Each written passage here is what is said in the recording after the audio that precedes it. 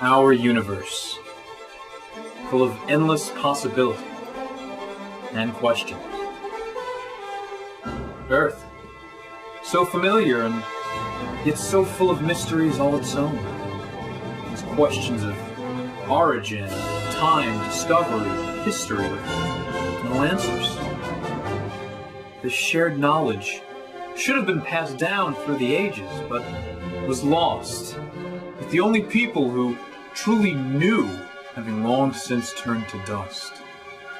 Or so we thought.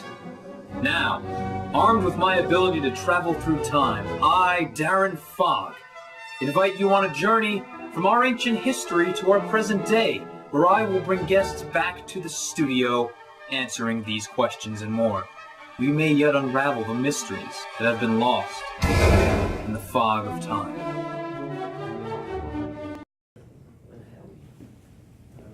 All right, good evening, everyone. Thank you for coming. Thank you so much. Welcome to the Fog of Time. I'm Darren Fogg. This is episode 3. Now, for those of you who are new, let me give you a little explanation of what our show is all about. Those of you who've been here before, feel free to zone out for like 20 seconds or so. It'll be okay. So basically, what we're doing here is we're bringing guests from throughout time back to our studio via my lovely time machine, as you can see behind me. We bring them here, we chat them up, learn what we can, and then we send them back where they came from with no memory of what they've just done, because we don't want them up with our timeline. Now, it's a kind of convoluted process that involves blunt force trauma to the head, I'll be frank. But it's necessary, because we need to make sure that our past, present, and future stay intact while we learn our things. So, what exactly is our goal tonight, I guess, is the next question. I'm a person who's fascinated by innovators. People that come up with an idea that pushes the boundaries of what our society does. So tonight, I want to present to you 3 innovators. A man who made astounding achievements in science, Albert Einstein. A woman who made astounding achievements in, I guess we would call it, toys, Ruth Handler, who invented the Barbie doll. And a man who, I guess the best description would be he invented singing. A caveman by the name of Grar. Now the 3 of these men, and women I should say, 2 men, 1 woman, represent people that have taken our universe, taken the imagination, and changed it to the point where their ideas have become concrete. That's fascinating to me, and I hope it is for you too. So we'll be right back with our first guest. Thanks for coming.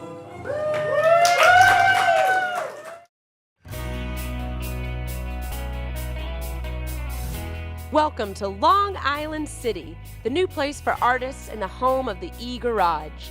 We're ready to give the indie artists their chance to be heard. So follow me as I show you how to find the E-Garage. At E-Garage, you, the indie artist, can now have a performance space to call home.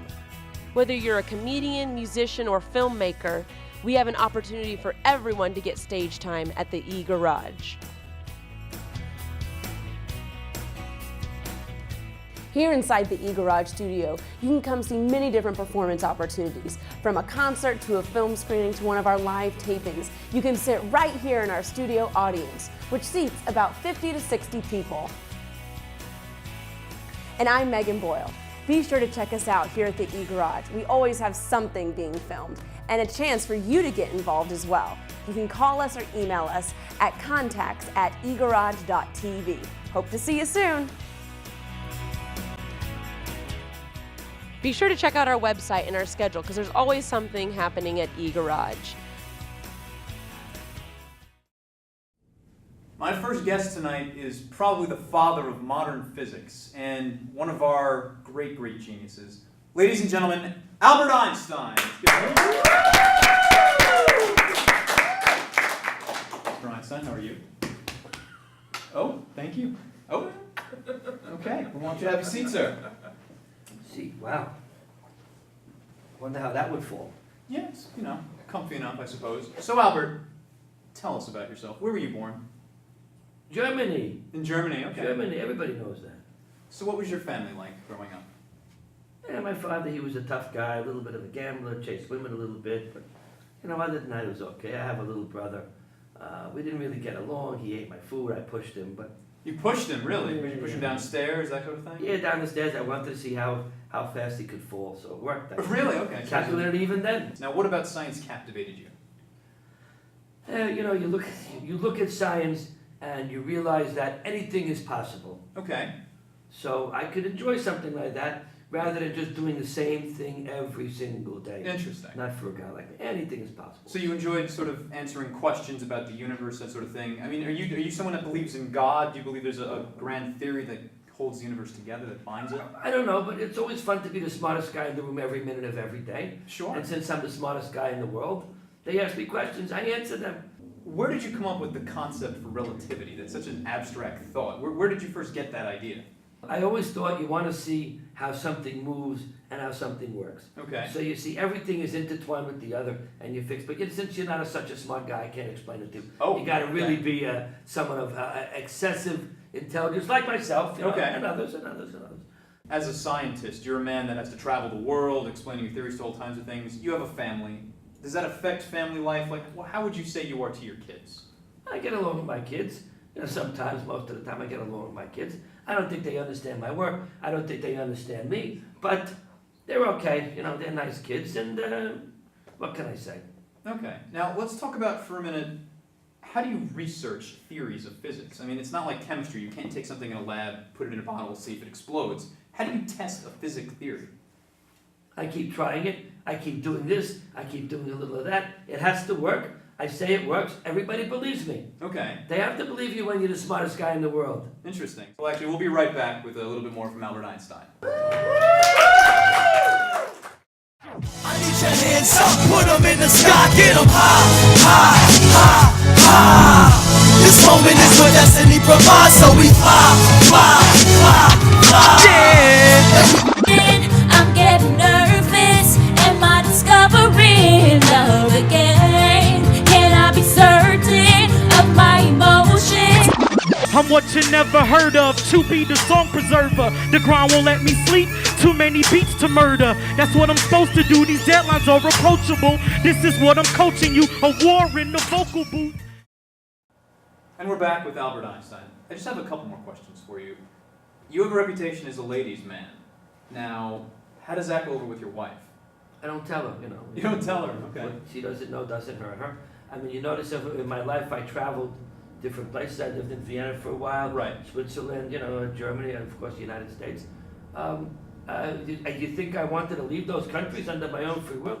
Then what's your legacy? What do you want people to remember you as? The father of modern physics, the ladies' man? Who's Albert Einstein? I think Albert Einstein's a combination of a guy that was a smart guy. He figured out a lot of things in life. He did a little hoochie coochie here and there, and leave it at that. Okay. You In know, his I own don't words. like to brag. You know, it's tough to be the smartest guy in the world all the time. So. I can only imagine. Thank you. We'll be right back with our next guest. Hello, and welcome to the first installment of Breaking Through, a show about people, events, and ideas that pull us forward into a balanced and hopefully a better world. I'm your host, W.J. O'Reilly. Breaking Through aspires to taking us closer to discovering ways of transforming ourselves and the world without harming others or the planet. We leave you, we ask, what will you do to break through? For myself, W.J. O'Reilly, see you next time.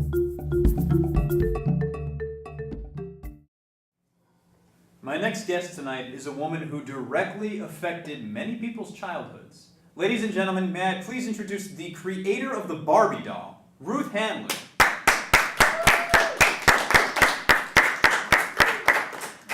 Nice to see you. Thanks for coming. Nice to see you. Please Thank have a you.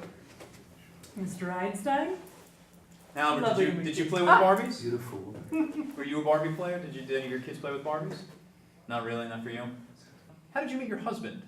Well, we met in high school, actually. Did you so really? we were high school sweethearts. We met in home economics. Home economics, that's perfect. We Okay. did. And he was really good in the woodshop class. Okay. Yep.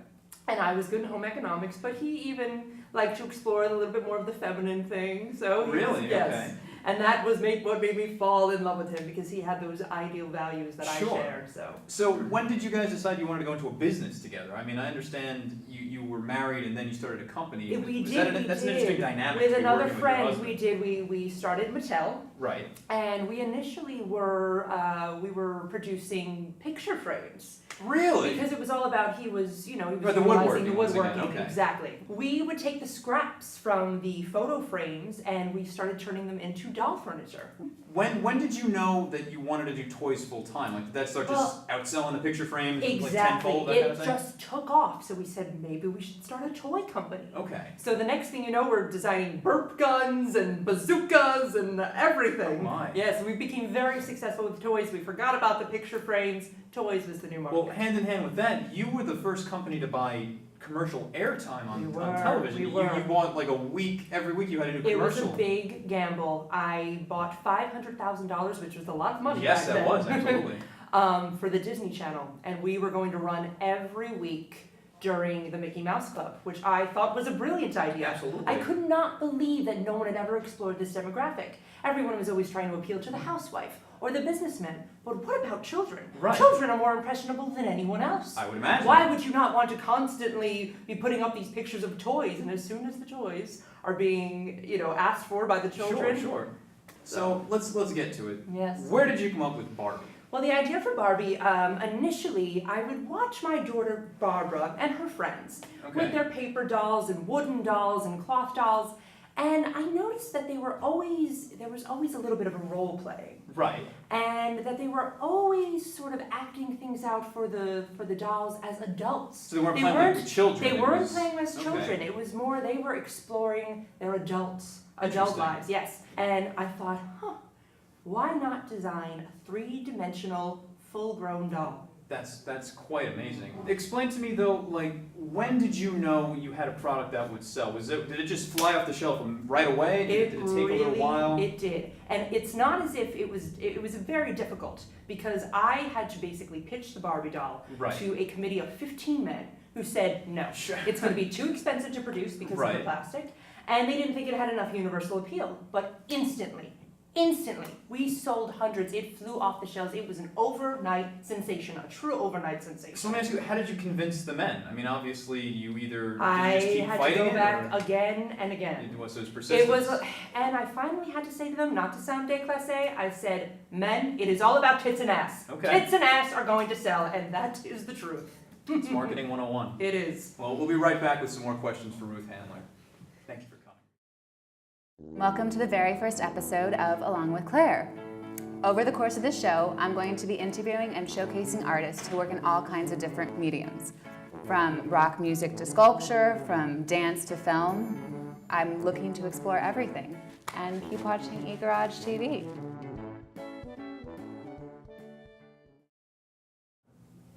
And we're back with Ruth Handler, creator of the Barbie doll. So, Ruth, you made Barbie. Where did Ken come from? Quite simply, Barbie needs a mate, Right. obviously. She's not a lesbian. Okay. Well, although we are working on a lesbian Really? Barbie. Okay. Well, something for Progressive. everyone. Sure. Absolutely. But really what it came down to was my son, Ken. You have a son named Ken. I do. Okay. He was a little bit jealous of Barbie for Barbara, so we Right. had to just make him a doll as well. So there we Interesting. have Ken and Barbie. Now, is it weird between the two of them that they're known globally as a married couple? No, even though they're brother and no. sister? We don't speak of Oh. incest or inbreeding or anything Okay. like that. No, simply put, we just needed to have it equal. So you left the Barbie company in the late 70s. I did. What have you been up to since then? I did. Well, the real reason I left Mattel was because I was diagnosed with breast cancer. Oh, okay. And I did have, Sorry. it's quite all right. I had a mastectomy, quite all right. So what I did after having the mastectomy, and I kind of have a thing for breasts, Yeah. despite the fact that I'm straight. Right. But well, good for you, Yeah, Albert. you're I hear clientele you right quite the ladies' man. Yeah. I started a company called Nearly Me. Nearly Me. We design breast prosthetics originally it was for women who had undergone mastectomies. Okay. But now Like a vanity sort of thing, or? No, well, obviously, I mean, every woman, like I said, I really think that there's a lot tied in between esteem and having breasts, Okay.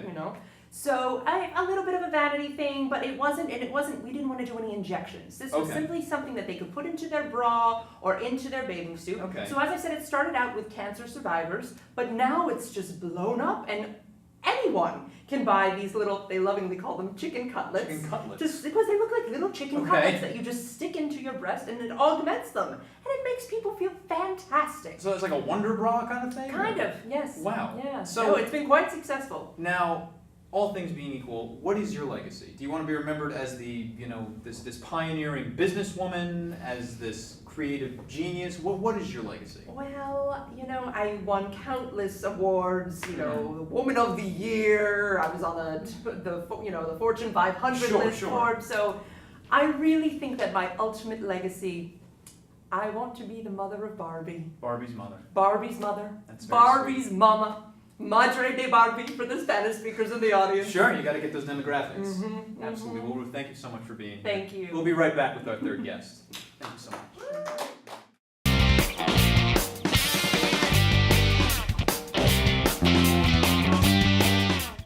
Here to report on the current state of the nation's crisis is special Greek culture correspondent, Extra Greek Man. It is excellent. Recent studies show that saints do exist because Sarah Palin is quite obviously the reincarnation of the Blessed Virgin Mary. A speech won't stop the ignorantly violent terrorists, but my gun will.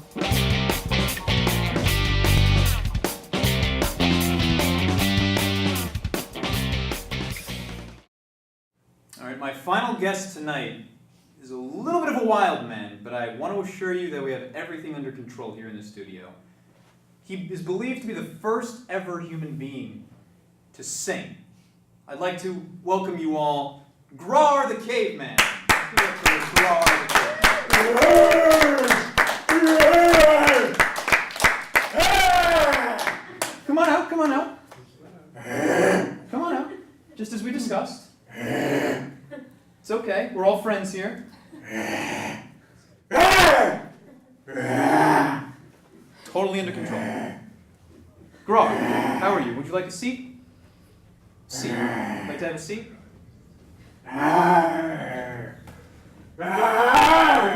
Grar, face the front. Turn, face the front.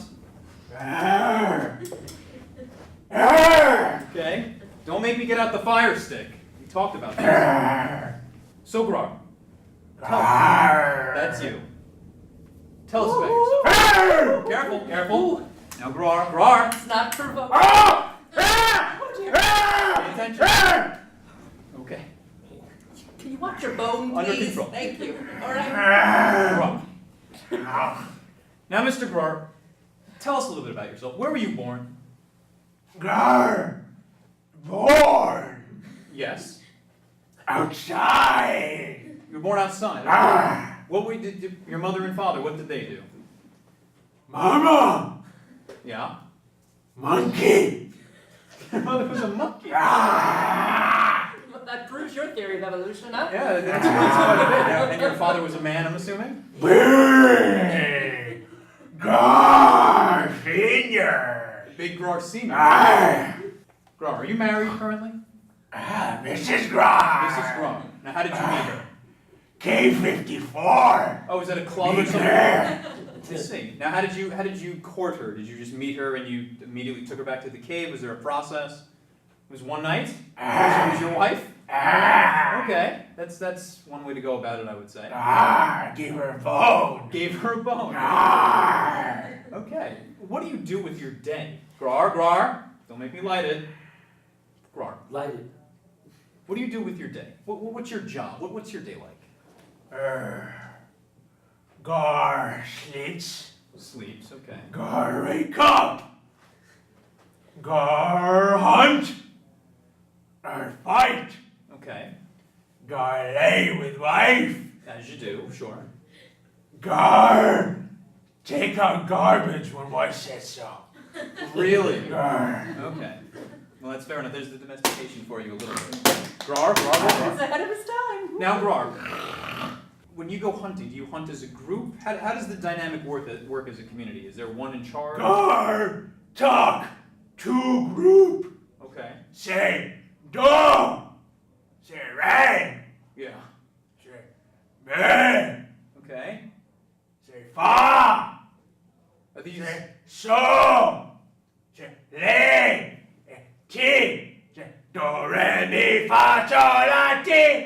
So, that's how you talk to them? Is that what does that do exactly? Is that how you warn them off of predators? Is that how you take a... Guard see danger.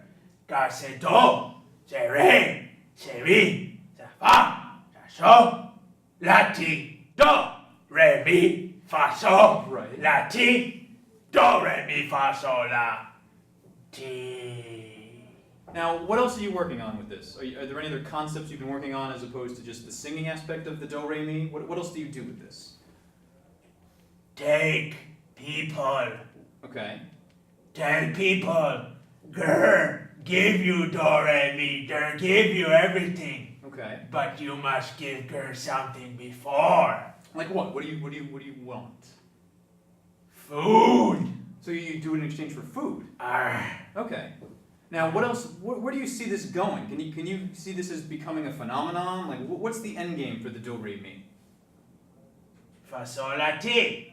Right. Well, that's how the phrase ends. But I mean, do you see it? Do you envision yourself adding something to it? Do you envision it becoming like a storyline? How far can this go? Big. Big. Okay. Music has big sound. Music has big sound. Now, I understand also that you invented something to do with the stick other than hitting people with it, and it's associated with music. Now, what is that? It's something I believe you said called rhythm. So, what can you walk me through that? Do, re, mi, fa, sol, la, ti, do. Re, mi, fa, sol, la, ti, do. Okay. Let's talk for a minute. What's your legacy here? What do you want to be remembered as? Number one, big pop star. A big pop star. Number one. The first pop star. Okay. Grr. Was Grr. Grr. That's fascinating. And I understand you have a song that you've written. Grr. Okay. Well, how about this? How about we're going to go to a quick commercial and then you'll sing us out the end of the show. Does that sound okay? All right. So like I said, we'll be right back with the end of our show. Grar is going to perform his first ever pop song. We'll be right back. Grar, hey.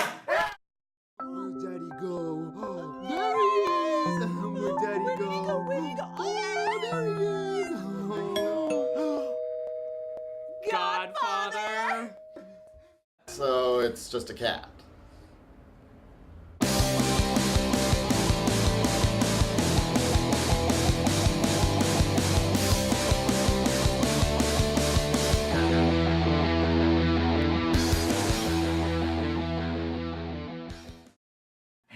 All right, I want to thank everybody for coming tonight. I want to thank our guests, Albert Einstein, Ruth Handler, and Grar.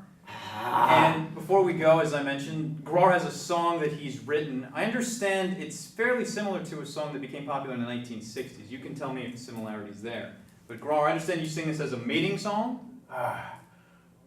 Watch, girl. Okay. Sing, woman. Sing to woman. Woman love girl. Woman love girl.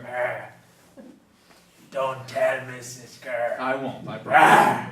Mrs. Girl, cut girl down. Oh, okay.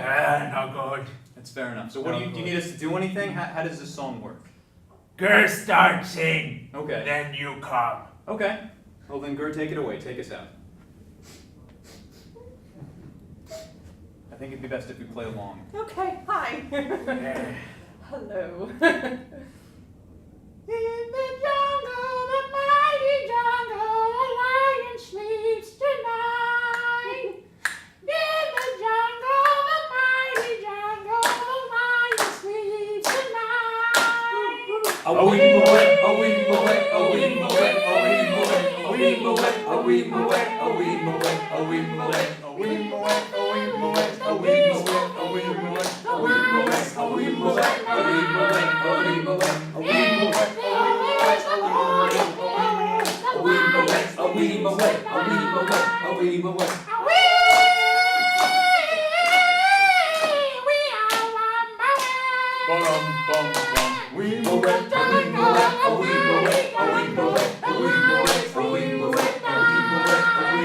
Thank everybody for coming. We will see you next week. Thanks so much. This is the FoggofTime.